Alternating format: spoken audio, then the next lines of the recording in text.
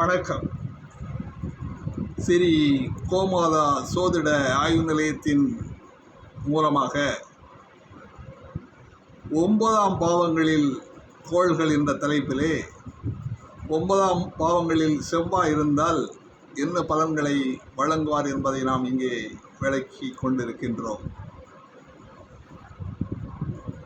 மங்களமற்ற செயல்களை செய்தல், எவருக்கும் விருப்பமில்லாதவர், உயிர்கொலையில் நாட்டமுடையவர், தர்மமின்மை, கூடுதல் பாவர், அரசால் கிடைத்த கௌரவம் உடையவராக இருப்பார்.